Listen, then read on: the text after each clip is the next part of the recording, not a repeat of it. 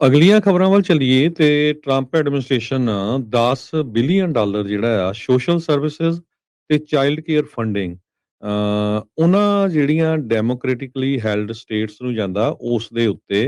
ਜਿਹੜਾ ਇੱਕ ਤਰ੍ਹਾਂ ਨਾਲ ਬੈਨ ਕਰਨ ਜਾ ਰਿਹਾ ਆ ਉਹਨਾਂ ਦੇ ਉੱਤੇ ਬੰਦ ਕਰਨ ਜਾ ਰਿਹਾ ਇਹ ਕੱਟ ਆਫ ਕਰ ਦਿੱਤਾ ਆ ਅੱਜ ਦੀ ਇਹ ਖਬਰ ਆ ਨਿਊ ਯਾਰਕ ਪੋਸਟ ਜੋ ਆ ਉਹ ਰਿਪੋਰਟ ਕਰ ਰਿਹਾ ਹੈਗਾ ਡਿਪਾਰਟਮੈਂਟ ਆਫ ਹੈਲਥ ਤੇ ਹਿਊਮਨ ਸਰਵਿਸਿਜ਼ ਨੇ ਇਹ ਕਿਹਾ ਵੀ ਜੋ child care development temporary assistance for needy families TANF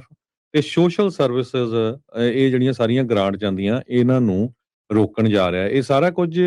ਉਦੋਂ ਵਾਪਰਿਆ ਜਦੋਂ ਮਿਨੇਸੋਟਾ ਦੇ ਵਿੱਚ ਚਾਈਲਡ ਕੇਅਰ ਪ੍ਰੋਗਰਾਮਸ ਨੂੰ ਲੈ ਕੇ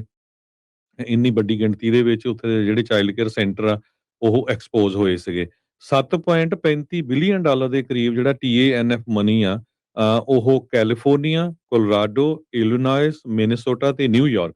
5 ਸਟੇਟਾਂ 'ਚ ਨਹੀਂ ਜਾਊਗਾ ਸੋ ਨਿਊਯਾਰਕ ਦੇ ਵਿੱਚ ਵੀ ਨਵਾਂ ਮੇਅਰ ਬਣਿਆ ਆ ਕੈਲੀਫੋਰਨੀਆ ਸਟੇਟ ਦੇ ਵਿੱਚ ਤੁਹਾਨੂੰ ਪਤਾ ਹੀ ਆ ਵੀ ਆਲਰੇਡੀ ਜਿਹੜਾ ਸਾਡਾ ਗਵਰਨਰ ਹੈਗਾ ਗੈਬਨ ਨਿਊਸਮ ਉਹਦਾ ਪੰਗਾ ਚੱਲਦਾ ਹੀ ਹੈ ਟਰੰਪ ਐਡਮਿਨਿਸਟ੍ਰੇਸ਼ਨ ਦੇ ਨਾਲ ਤੇ ਇਹਦੇ ਨਾਲ ਜਿਹੜੀਆਂ 3 ਸਟੇਟਾਂ ਇਲੀਨੋਇਸ ਦੇ ਵਿੱਚ ਵੀ ਆਲਰੇਡੀ ਕਸ਼ਮਕਸ਼ ਲੜਾਈ ਚੱਲਦੀ ਉੱਥੇ ਦੇ ਗਵਰਨਰ ਦੀ ਤੇ ਟਰੰਪ ਦੀ ਸ਼ਬਦੀ ਜੰਗ ਆਪਾਂ ਕਹਿ ਸਕਦੇ ਆ ਤੇ ਇਸ ਤੋਂ ਬਿਨਾਂ ਕੋਲੋਰਾਡੋ ਤੇ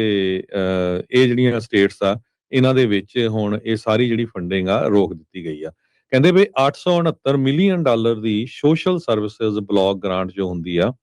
ਉਹ ਵੀ ਇੱਥੇ ਰੋਕੀ ਗਈ ਹੈਗੀ ਆ HHS ਆਫਿਸ ਇੰਸਪੈਕਟਰ ਜਨਰਲ ਨੇ ਇਹ ਕਿਹਾ ਵੀ 6 ਸਾਲਾਂ ਦੇ ਵਿੱਚ ਨਿਊਯਾਰਕ ਸਿਟੀ ਨੇ ਬਹੁਤ ਇੰਪਰੋਪਰਲੀ ਜਿੱਦਾਂ ਗਲਤ ਤਰੀਕੇ ਦੇ ਨਾਲ ਫੈਡਰਲ ਗਵਰਨਮੈਂਟ ਨੂੰ ਜਿਹੜਾ ਬਿੱਲ ਕੀਤਾ ਆ $24.7 ਮਿਲੀਅਨ ਦਾ ਚਾਈਲਡ ਕੇਅਰ ਸਬਸਿਡੀਜ਼ ਨੂੰ ਸੈਨੇਟਰ ਕ੍ਰਿਸਟਨ ਗਿਲਬ੍ਰੈਂਡ ਜੋ ਡੈਮੋਕ੍ਰੇਟ ਹੈਗੇ ਆ ਉਹਨਾਂ ਨੇ ਟਰੰਪ ਐਡਮਿਨਿਸਟ੍ਰੇਸ਼ਨ ਦੇ ਇਸ ਡਿਸੀਜਨ ਦੇ ਉੱਤੇ ਬਹੁਤ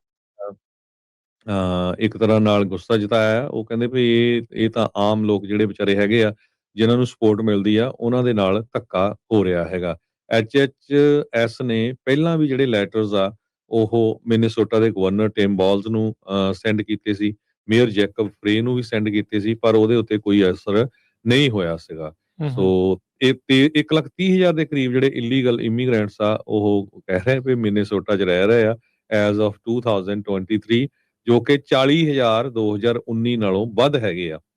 ਤੇ ਆਪਾਂ ਕੱਲ ਸ਼ਾਮੀ ਵੀ ਖਬਰ ਕੀਤੀ ਸੀ ਵੀ 2000 ਦੇ ਕਰੀਬ ਜਿਹੜੇ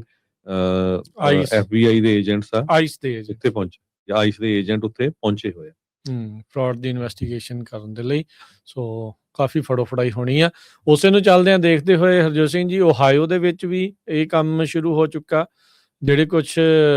ਪੱਤਰਕਾਰ ਆ ਉਹ ਇਦਾਂ ਹੀ ਡੇ ਕੇਅਰ ਦੇ ਉੱਤੇ ਤੇ ਕੈਲੀਫੋਰਨੀਆ ਦੇ ਵਿੱਚ ਵੀ ਇਦਾਂ ਦੀਆਂ ਵੀਡੀਓਜ਼ ਆਉਣੀਆਂ ਸ਼ੁਰੂ ਹੋ ਰਹੀਆਂ ਆ ਸੋ ਇਹ ਹਰ ਇੱਕ ਪਾਸੇ ਜਿਹੜੀ ਹਰਜੋਤ ਸਿੰਘ ਜੀ ਨਜ਼ਰ ਰਹਿਣੀ ਆ ਖਾਸ ਕਰਕੇ ਜਿੱਦਾਂ ਤੁਸੀਂ ਦੱਸਿਆ ਵੀ ਡੈਮੋਕ੍ਰੇਟ ਹੈਲਡ ਸਟੇਟਸ ਜਾਂ ਸਿਟੀਜ਼ ਉਹਨਾਂ ਦੇ ਉੱਤੇ ਖਾਸ ਨਿਸ਼ਾਨਾ ਜਿਹੜਾ ਆ ਇਹਨਾਂ ਮਾਮਲਿਆਂ ਦੇ ਵਿੱਚ ਰਹਿਣ ਵਾਲਾ ਹੈਗਾ ਆ ਸੋ ਭਾਈ ਪੇਪਰ ਵਰਕ ਆਪਣੇ ਅਪ ਟੂ ਡੇਟ ਕਰ ਲਓ ਜੇ ਤੁਸੀਂ ਡੇ ਕੇਅਰ ਸੈਂਟਰ ਰਨ ਕਰਦੇ ਆ ਮੇਕ ਸ਼ੋਰ ਕਰੋ ਅਪ ਟੂ ਡੇਟ ਜਿਹੜਾ ਉਹ ਤੁਹਾਡਾ ਕੰਮ ਹੋਵੇ ਕਿਸੇ ਨਾ ਕਿਸੇ ਨੇ ਆ ਜਾਣਾ ਵੀਡੀਓ ਅੱਜ ਕੱਲ੍ਹ ਬਣ ਜਾਂਦੀ ਆ ਤੇ ਵੀਡੀਓ ਤੋਂ ਬਾਅਦ ਸਭ ਨੂੰ ਹੀ ਪਤਾ ਵੀ ਕੀ ਜਿਹੜਾ ਉੱਥੇ ਫਿਰ ਹੁੰਦਾ ਹੈਗਾ ਆ